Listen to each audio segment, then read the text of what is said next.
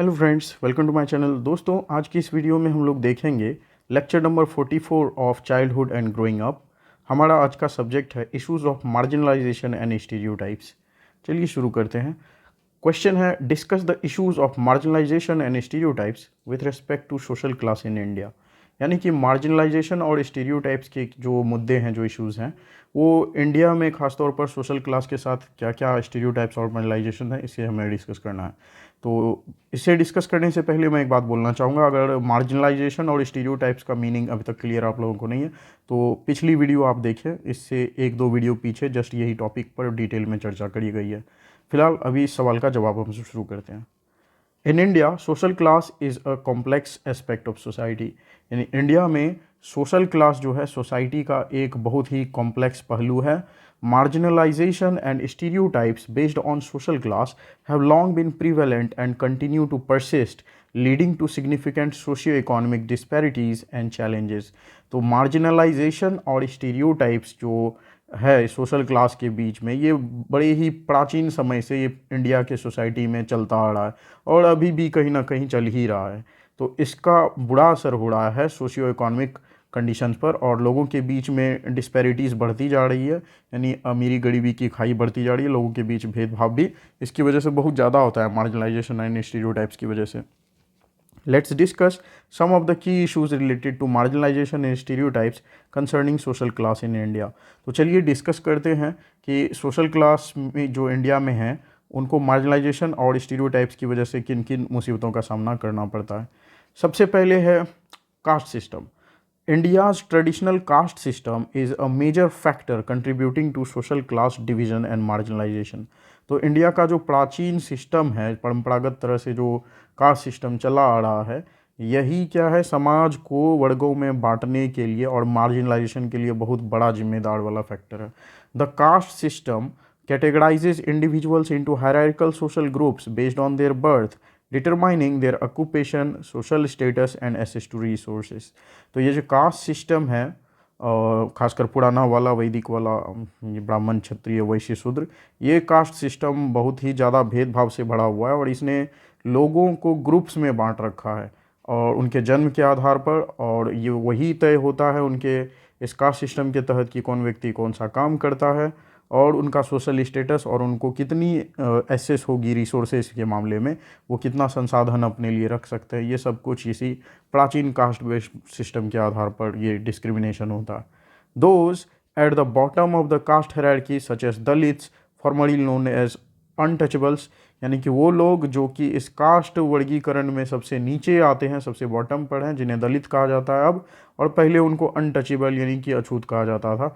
ये लोग फेस करते हैं सबसे सिविरियल मार्जिनलाइजेशन एंड डिस्क्रिमिनेशन। तो इन्हें बहुत ही ज़्यादा डिस्क्रिमिनेशन का सामना करना पड़ता है, इनके साथ बहुत ज़्यादा भेदभाव होता है। They often experience limited educational opportunities, restricted access to health care and economic exploitation. तो इन्हें प्रायः बहुत ही लिमिटेड एजुकेशन अपॉर्चुनिटी मिलती है, न पढ़ने लिखने का उतना ज़्यादा इनको अवसर नहीं मिलता है और इनको हेल्थ केयर की भी उतनी ही प्रॉपर सुविधा नहीं मिल पाती है और इकोनॉमिक एक्सप्लॉयटेशन इनका बहुत होता है, यानी काम ज़्यादा करवा करके पैसा कम दिया जाना। तो ये प्राचीन काल में बहुत ज़्यादा होता था, काफ़ी पहले होता था, अब उतना नहीं होता, फिर भी कहीं ना कहीं तो होता ही है। तो ये एक फैक्टर था। फिर poverty and inequality. Poverty and economic inequality are significant contributors to social class marginalization in India। यानी कि गरीबी और इकोनॉमिक इनइक्वालिटी, यानी कि सबको बराबर तो इनकम नहीं होती क्योंकि वर्क सबका डिफरेंट है, फिर भी ये जो है सोशल क्लास मार्जिनलाइजेशन में एक बड़ा कंट्रीब्यूटर है, पॉवर्टी और economic inequality. Large sections of the population, particularly those belonging to lower social classes, face limited access to basic amenities, quality education, health care and employment opportunities. यानी कि जो section, समाज का जो वर्ग पिछड़े वर्ग में आता है, उन्हें बहुत ही लिमिटेड बेसिक सुविधाएं मिल पाती है, क्वालिटी एजुकेशन उनको सही से नहीं मिल पाता, हेल्थ केयर फैसिलिटीज़ नहीं मिल पाती और एम्प्लॉयमेंट यानी रोजगार के अवसर भी नहीं मिल पाते। This perpetuates a cycle of poverty, making it challenging for individuals and communities to escape their marginalised position.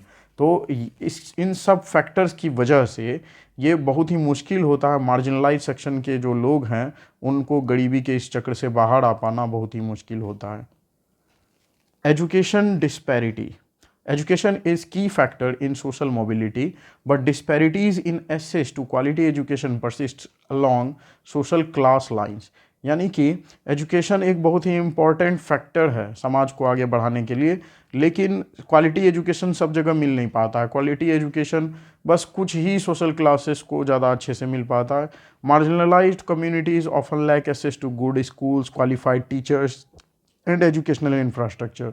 तो जो मार्जिनलाइज्ड कम्युनिटीज़ हैं, जिनको अलग थलग कर दिया जाता है, एक्सक्लूड कर दिया जाता है बहुत सारी अपॉर्चुनिटीज़ से, उन्हें प्रायः अच्छे स्कूल नहीं मिल पाते अपने बच्चों के लिए, और क्वालिफाइड टीचर भी उन्हें नहीं मिलते, और एजुकेशनल इंफ्रास्ट्रक्चर की भी कमी रहती है।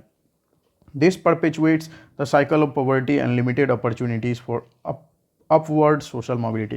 तो इन सब फैक्टर्स की वजह से ये जो चक्र चलते रहता है गरीबी का, उसमें ये लोग फंसे रहते हैं और अपने सोशल स्टेटस से ऊपर चढ़ नहीं पाते। लिमिटेड एक्सेस टू रिसोर्सेज, ये भी एक फैक्टर है। Social class significantly impacts access to resources in India. तो समाज में जो समाज के लोगों ने वर्गीकरण कर रखा है, इसका असर लोगों को, अलग अलग लोगों को कितना रिसोर्स कहाँ मिलता है, ये चीज़ का भी मतलब रिसोर्स के असेसमेंट में भी, रिसोर्स कितना एसेसिबल है लोगों को, ये चीज़ में भी भेदभाव देखने को मिलता है। Higher social classes often have better access to quality education, health care facilities, housing and job opportunities.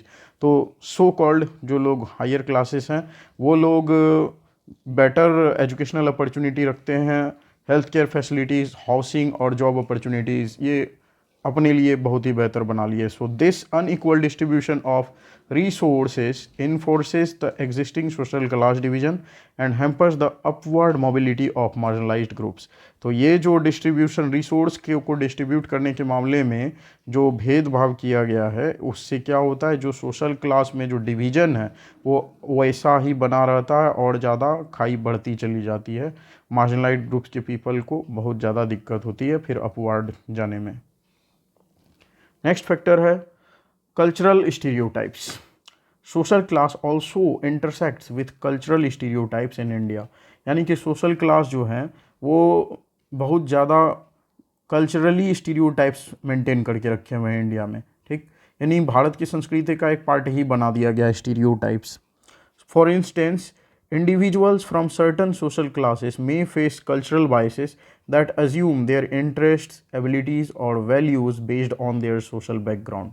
यानी कि इंडिविजुअल, कुछ खास सोशल ग्रुप के जो लोग हैं उन्हें परेशानी होती है इन स्टीरियोटाइप्स की वजह से, ठीक। These stereotypes can lead to further exclusion and hinder opportunities for social and cultural integration. तो ये स्टीरियोटाइप्स जो हैं और ज़्यादा भेदभाव क्रिएट करते हैं और समाज को इंटीग्रेट होने में, यानी एकजुट होने में ये बाधा पहुंचाते हैं। अर्बन रूरल डिवाइड, ये भी एक इशू है। India experience a substantial urban rural divide with urban areas offering better infrastructure, education and employment opportunities.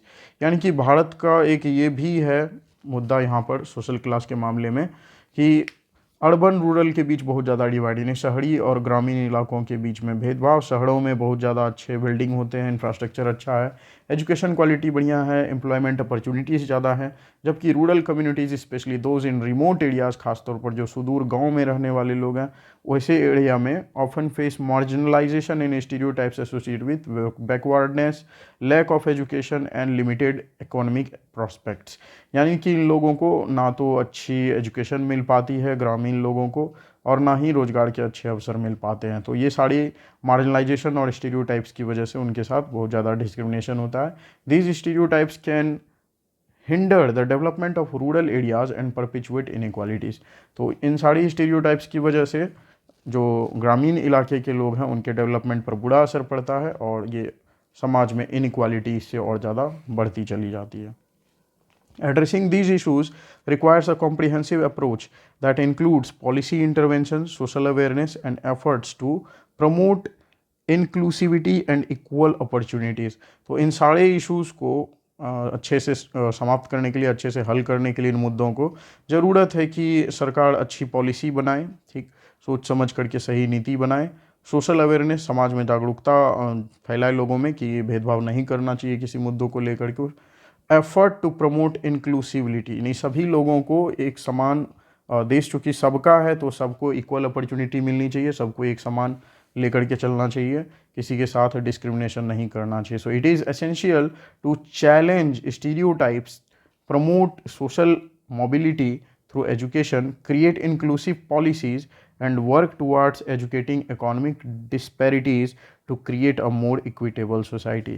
तो इसीलिए ये बहुत ज़्यादा ज़रूरी है कि स्टीरियोटाइप्स जो नेगेटिव इफेक्ट वाले समाज में विद्यमान है, इन सबको चैलेंज किया जाए, इन सबको हटाया जाए और प्रमोट किया जाए सोशल मोबिलिटी एजुकेशन के द्वारा, और क्रिएट किया जाए इंक्लूसिव पॉलिसी जिसमें कि सभी लोगों को शामिल किया जाए एक समान, और वर्क करना चाहिए इस दिशा में कि लोगों की इकोनॉमिक डिस्पैरिटी जो है वो कम हो, ताकि एक अच्छा और ज़्यादा समता वाला समाज डेवलप हो सके।